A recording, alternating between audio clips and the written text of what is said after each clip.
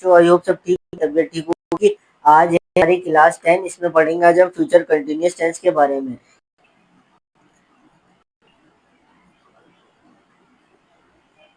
अच्छा, future continuous tense में क्या होता है, सब्जेक्ट कोई भी काम को कर रहा होगा, रही होगी या रहे होंगे, कि उसमें वो जुमला फ्यूचर कंटिन्यूअस टेंस का होता है। लेट सपोज कि मैं एक मिसाल देता हूँ कि मैं आप लोगों को पढ़ा रहा हूँगा, सही है, या वो आप लोगों से बात कर रहा होगा, बच्चे स्कूल जा रहे होंगे, टीचर क्लास में बच्चों को पढ़ा रहे होंगे। इस तरीके के जो जुमले होते हैं वो फ्यूचर कंटिन्यूअस टेंस की। तो बात करते हैं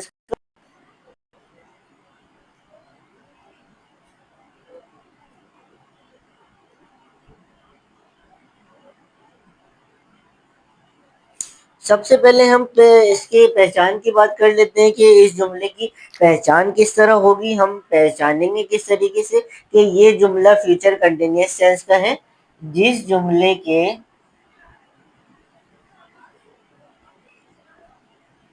आखिर में सब्जेक्ट कोई भी काम को कर रहा होगा, रही होगी या रहे होंगे, वो जुमला हमारा किसका होगा, फ्यूचर कंटिन्यूअस टेंस का। जिस जुमले के आखिर में सब्जेक्ट कोई भी काम को कर रहा होगा, रही होंगे या रहे होंगे, जिस जुमले के आखिर में भी आए वो जुमला हमारा फ्यूचर कंटिन्यूअस का होगा। ये पहचान आप लोगों को देख के समझ जाना है कि किसकी बात हो रही है, फ्यूचर कंटिन्यूअस टेंस की बात हो रही है। अब हम आ जाते हैं इसके फार्मूले की तरफ के हम बनाएंगे किस तरह से इस जुमले को।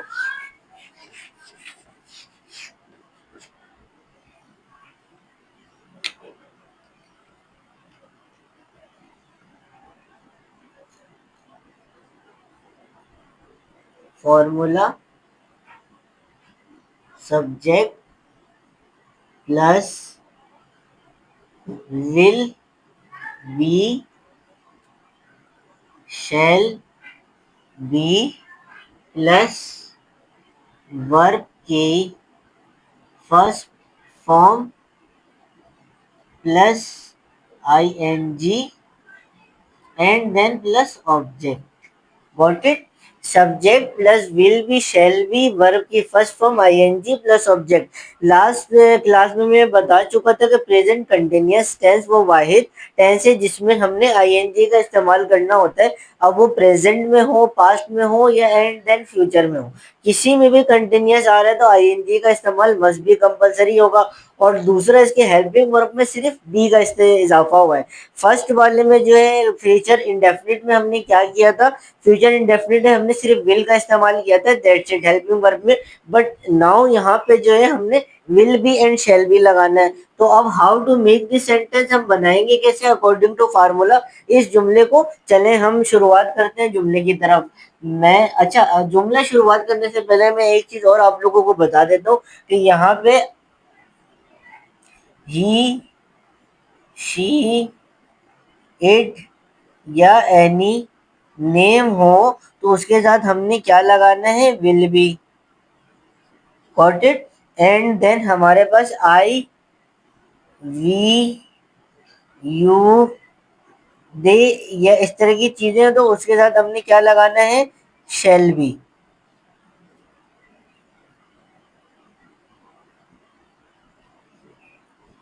ठीक है। आई, वी, दे, यू के साथ हमने शेल का इस्तेमाल करना है, ही, शी, इट, एनी नेम के साथ हमने विल का इस्तेमाल करना है। तो हम जुमले की तरफ आ जाते हैं। मैं बच्चों को पढ़ा रहा हूँगा, मैं बच्चों को पढ़ा रहा हूँगा। I will be teaching children.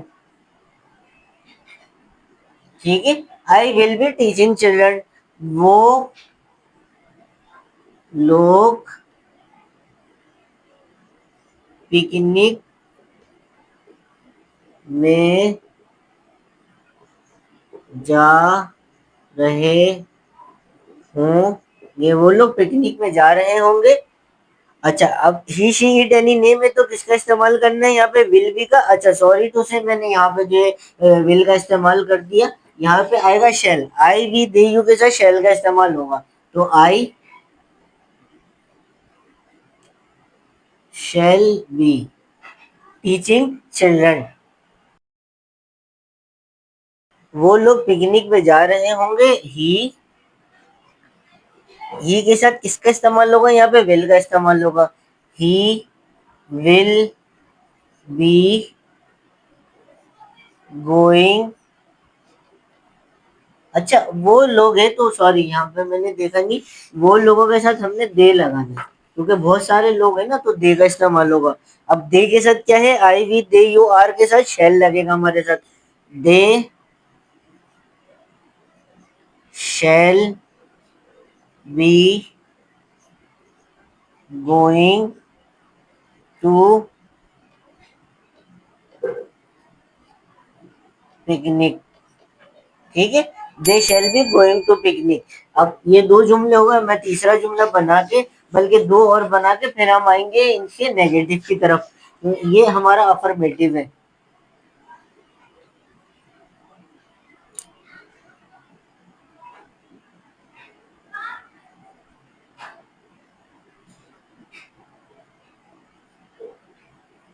Danish class ले रहा होगा। ही शी इट एनी नेम के साथ विल का इस्तेमाल करना है हमने। Danish will be attending a class.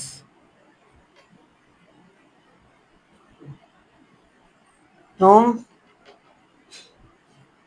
रो रहे हो के, यू के साथ हमने क्या लगाना है, यहाँ पे शेल लगाना है। You shall be crying. Is that clear. ये था हमारा अफर्मेटिव। अफर्मेटिव सादा जुमला होता है वो था। अब हम आ जाएंगे इसकी तरफ। अच्छा, अब उसमें जो हमने क्या करना है, सिर्फ नॉट का इजाफा कर देना। Will not be, let suppose के दानिश क्लास नहीं ले रहा होगा, Danish will not be attending a class, that's it clear. सिर्फ और सिर्फ हमने विल के साथ नॉट लगा देना और शेल के साथ नॉट लगा देना, वो हमारा नेगेटिव हो जाएगा। तो चले हम बनाते हैं वो भी।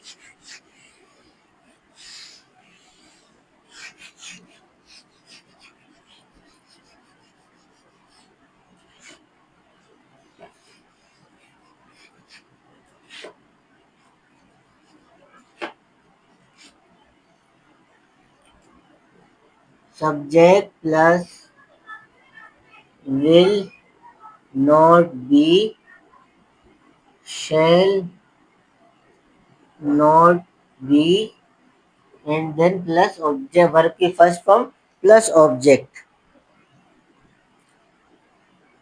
मैं इंग्लिश की क्लास नहीं ले रहा हूँगा।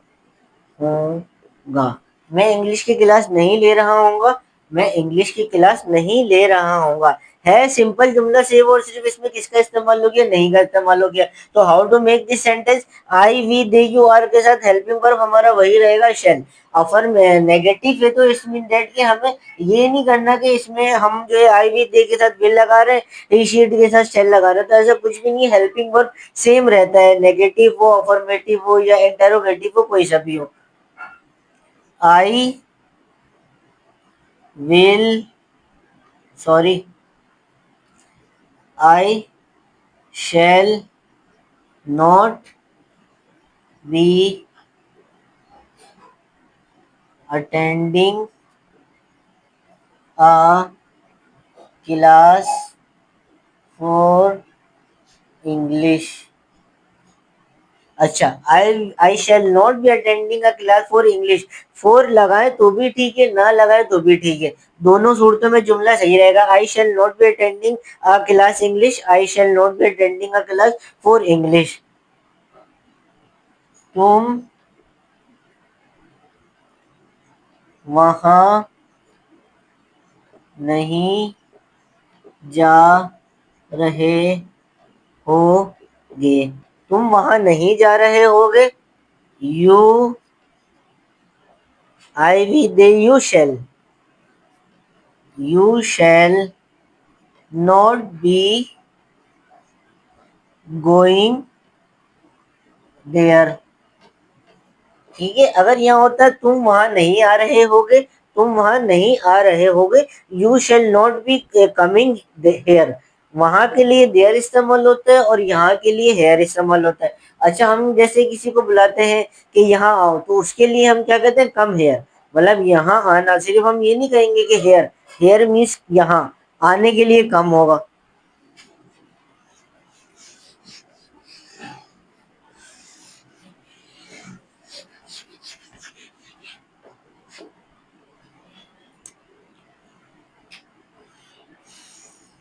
वो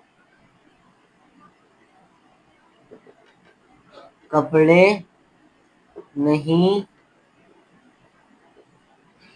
धो रही होगी। ठीक है, वो कपड़े नहीं धो रही होगी। She he she it any name will, she will not be washing a cloth.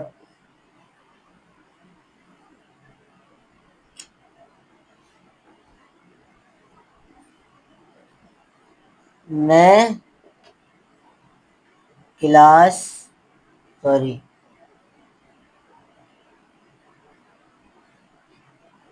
मैं बच्चों को नहीं मार रहा हूँगा। मैं बच्चों को नहीं मार रहा हूँगा। या ठीक है, आई के साथ क्या इस्तेमाल हुआ है, shall. I shall not be beating a children. ठीक है, ये था हमारा नेगेटिव। इसके भी मैंने चार जुमले बता दिए आप लोगों को, कि आई होप समझ आ गई होंगी चीजें। बहुत ज्यादा कोई मुश्किल वे में मैं नहीं समझा रहा। और बार बार मैं यही कहता हूँ आप लोगों से कि कोई भी मसला हो मेरे पढ़ाने का अंदाज या टॉपिक आप लोगों को समझ नहीं है, तो फील फ्री आप कमेंट में बता सकते हैं हमें, जो भी मसला है। तो इंशाल्लाह हम उसको रिजॉल्व करने की कोशिश करेंगे। अब हम चलते हैं इसी के अफर्मेटिव की तरफ, सॉरी इसी के इंटेरोगेटिव की तरफ। अफर्मेटिव सबसे पहले पढ़ाया था, सेकंड ऑफ देन हमारा नेगेटिव था, एंड थर्ड अब हम आ जाएंगे किसकी तरफ, इंटेरोगेटिव सवालिया जुमले की तरफ। अच्छा, सवालिया जुमले में भी सेम है, कोई ज्यादा मुश्किल चीज नहीं है। एज यूजुअल हर टेंस की तरह उसमें जो है विल बी और शैल बी उठ के पहले आ जाएगा हमारे पास। देन जो है हम बाकी जो है चीजें लगाएंगे। Will be, shall be plus verb की, sorry will be shall be plus subject and then verb की first form ING plus object. अब बनेगा किस तरह से ये जुमला, क्या तुम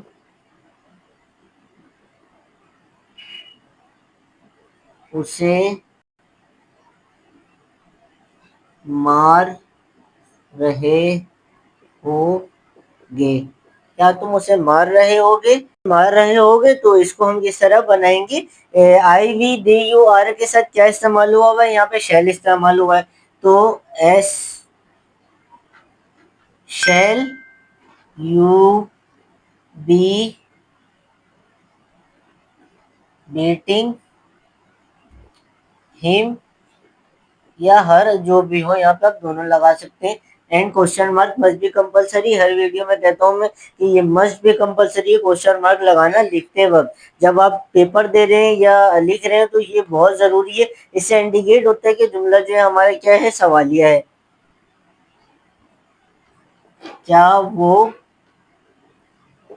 बाहर जा रहा होगा? क्या वो बाहर जा रहा होगा? अच्छा, वो के लिए क्या है हमारे पास, ही शी इट एनी नेम के साथ क्या लगाना है, हमने विल भी लगाना है। Will he be going to outside? He will be going to outside. Got it my point? What am I trying to say? कि क्या तुम उसे मार रहे होगे, क्या तुम उसे मार रहे होगे, इंटेरोगेटिव में शेल के बाद हमारा सब्जेक्ट आ जाएगा, देन उसके बाद बी आएगा। अब ऐसे नहीं करना कि shall be you beating him, तो आपका पूरा जुमला जो है वो गलत हो जाएगा। क्योंकि अकॉर्डिंग टू फार्मूला अगर आप देखें तो will be shall be plus subject है। ठीक है, ये फार्मूले के साथ है। अब मैं अगर इसको इस तरीके से लिख दूं आप लोगों को समझाने के लिए, will plus shall plus subject plus be and then verb की फर्स्ट फॉर्म प्लस ऑब्जेक्ट। सही है।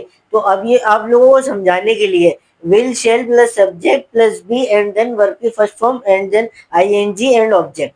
ठीक है, अकॉर्डिंग टू फार्मूला देखें आप तो सबसे पहले हमारा क्या आ गया, यहाँ पे विल आ गया, यहाँ पे शेल आ गया, उसके बाद जो सब्जेक्ट था हमने वो लगा दिया, उसके बाद जो बी था हमारा हेल्पिंग वर्ब का वो लगा दिया। बाकी जो है यहाँ के आपकी वर्ब की फर्स्ट फॉर्म आ गई एंड देन यहाँ पे हमारी क्या आ गई, ऑब्जेक्ट। ये आईएनजी तो वर्ब के फर्स्ट फॉर्म के साथ शामिल है। बीटिंग, आईएनजी बीट है, बीटिंग गो है, गोइंग, इस तरीके के ये हमारा बनता है इंटेरोगेटिव का। तो फ्यूचर कंटिन्यूअस टेंस में आज हमने अफर्मेटिव, नेगेटिव, इंटेरोगेटिव तीनों चीजें जो है कवर करने की कोशिश की है। आई होप आप लोगों को समझ आ गई होगी चीजें। और मेरी वीडियो को ज्यादा से ज्यादा शेयर करें ताकि आगे जो बच्चे हैं जिन जो ट्यूशन वगैरह अफोर्ड नहीं कर सकते या परेशानी होती है, उनको जो है चैनल से देख देख के सीखने का मौका मिले और परेशानी ना हो। तो अब हम आपसे मिलते हैं इंशाअल्लाह ताला नेक्स्ट वीडियो में। अपना ख्याल रखिएगा और हमारे चैनल को सब्सक्राइब करिएगा। अल्लाह हाफिज।